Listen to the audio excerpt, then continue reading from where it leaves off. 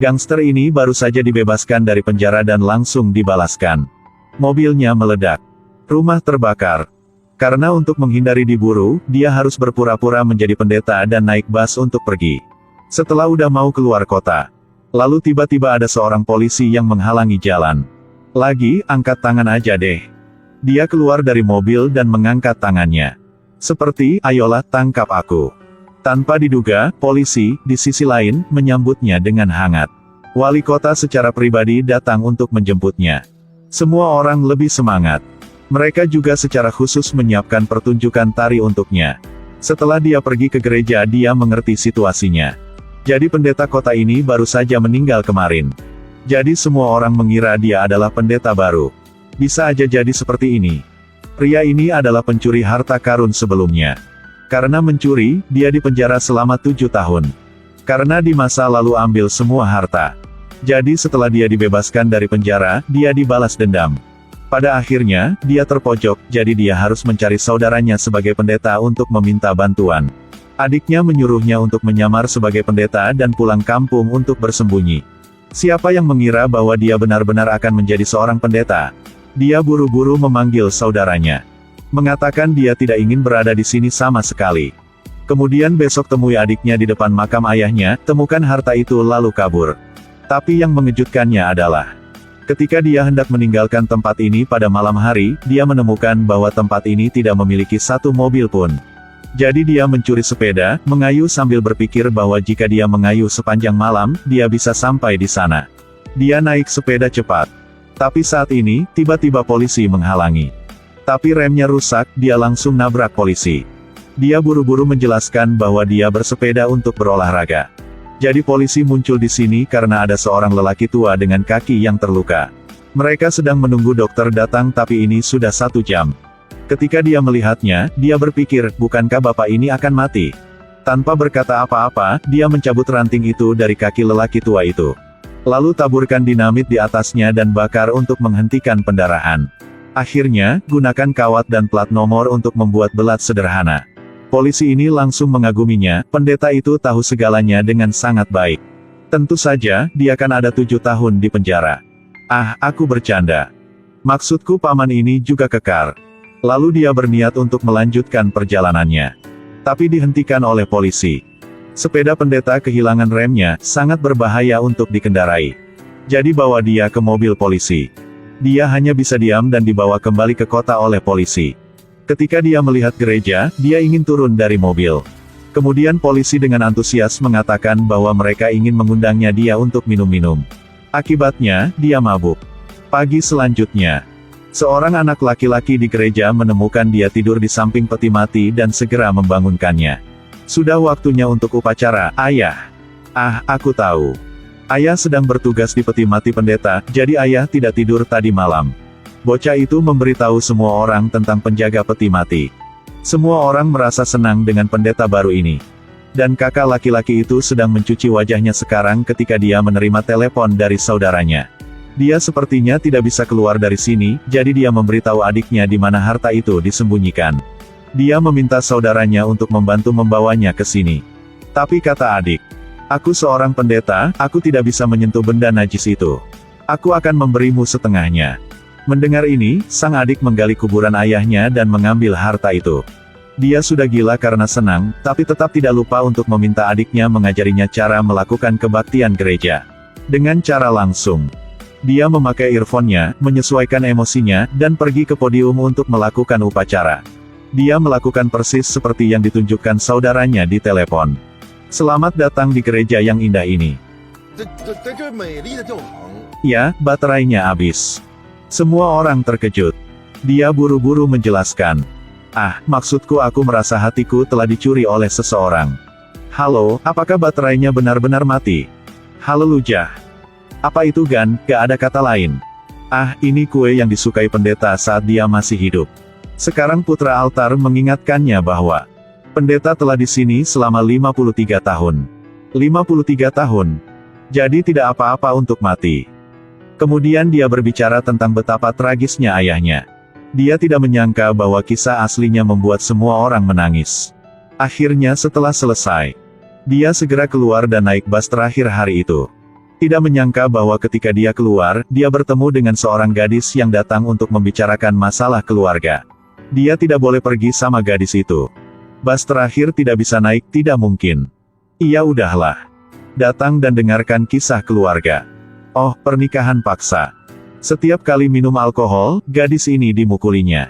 Semakin dia mendengarkan, semakin dia marah. Jadi dia pergi untuk memukuli suami gadis itu. Ini membuat gadis itu senang. Untung cewek itu punya mobil busuk. Tidak apa-apa meminjamnya. Tapi setelah berkendara sebentar, polisi menghentikan jalan. Lagi, mendap mobil tanpa rem lagi. Setelah berjuang dengan setir untuk sementara waktu, orang dan mobil itu terbang menuruni tebing. Untungnya dia tidak terluka. Orang gangster ini sangat beruntung. Saat ini adiknya menelepon. Katanya dia pergi menemui gangster. Dia bilang adiknya memberikan telepon ke bos situ. Mendengarkan. Jangan anggap adik gue bodoh, dia sebenarnya pembunuh berdarah dingin. Semakin tenang wajahnya, semakin marah. Lalu memberitahu saudaranya bahwa, jangan takut. Tenang, harga paling murah 1.500.000. Tapi HP tiba-tiba hilang sinyal. Adiknya masih belum mendengar berapa harga penutupan jadi dia sangat khawatir. Bosnya melihat si adiknya dan mulai marah. Jadi panik dan menutup harga di 6 juta dolar. Setelah menerima uang tunai di bar, adik laki-laki itu segera pergi. Dia sangat bersemangat sehingga menangis. Berhenti menjadi pendeta, bukankah lebih baik jika dia punya uang untuk menjadi orang kaya? Jadi dia membeli supercar. Mobil mewah, cewek cantik punya semuanya. Buang-buang uang, melupakan sang kakak juga. Dan sang kakak juga menjadi semakin profesional sekarang. Bahkan mendengar orang lain bertobat.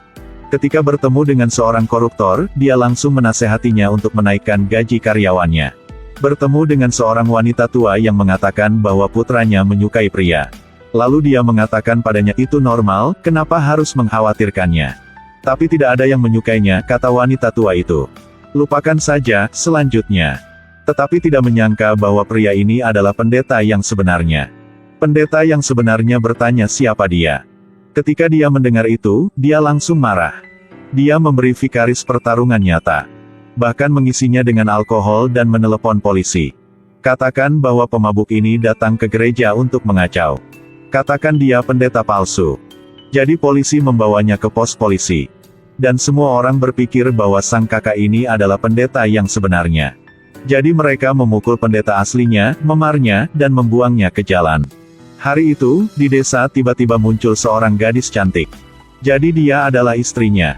Dan dia juga secara tidak sengaja memimpin gangster ke sini. Tapi sang kakak tidak menyadarinya, dan menyalahkan istrinya karena berpakaian sangat tipis.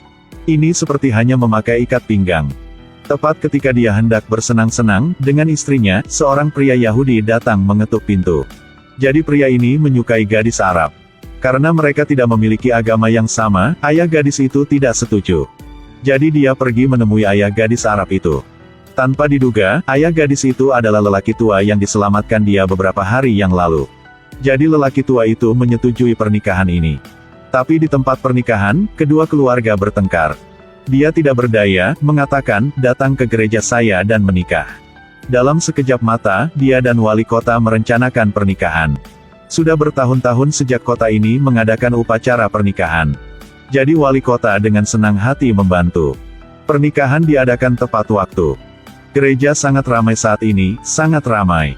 Ada gangster datang untuk meminta uang. Ada pastor paroki yang asli mengajak uskup agung untuk membalas keadilan. Ada juga adik yang mengendarai supercar untuk memberi uang. Saudara berpikir dia akan merindukannya. Tetapi ketika dia melihat adik laki-laki berpakaian konyol itu meninjunya dan jatuh. Dan saudaranya membawakannya lebih dari 4 juta uang tunai. Dia ingin mengambil uang itu dan melarikan diri. Tetapi pada saat ini, pengantin datang untuk berterima kasih padanya. Mengatakan betapa indahnya jika ada beberapa orang seperti pendeta di dunia. Mendengar itu, dia langsung bersemangat dan memutuskan untuk memimpin pernikahan sebelum pergi. Dia baru saja naik podium menerima tepuk tangan meriah dari semua orang. Dia sama sekali tidak terlihat seperti pendeta. Tapi semua orang suka pendeta seperti itu. Dia kemudian menyatakan bahwa tidak ada lagi omong kosong hari ini. Dia menatap pengantin dan berkata, apakah kalian berdua adalah siapa, agama apa dan dari mana? Mulai sekarang kalian berdua adalah suami dan istri. Tidak apa-apa bagi uskup agung untuk melihat pastor paroki palsu ini. Akhirnya, ketika kedua mempelai bertukar cincin, dia tiba-tiba lupa kata-katanya. Harus berbaikan, semoga kalian berdua bahagia selamanya. Tak perlu dikatakan, bakatnya untuk menguasai panggung sangat bagus, dia membuat para gangster bergerak dan bertepuk tangan. Akhirnya pernikahan selesai, dia berniat untuk melarikan diri dengan cepat. Tetapi pada saat ini, para gangster menggedor pintu, mengancamnya untuk menyerahkan harta itu. Harta udah dijual semuanya. Jadi adakan $1.500.000. Tentu saja tidak ada yang disembunyikan sama kalian. Sekarang gini saja. Satu orang $500.000 gimana menurut kalian? Iya udahlah. Jadi mereka berdua masing-masing mengambil 500.000 dan pergi dengan gembira. Dan akhirnya sang kakak resmi menikah dengan istrinya. Adik laki-laki adalah pendeta yang memimpin pernikahan mereka. Atas permintaan penduduk kota, Bos Gypsy selalu memilih untuk membantu orang. Ini dapat dilihat bahwa, tidak peduli seberapa kejamnya orang, ada juga baik di hati. Oke, film hari ini udah selesai. Buat semua follow plus like fanpage saya ya. Sampai jumpa di video selanjutnya.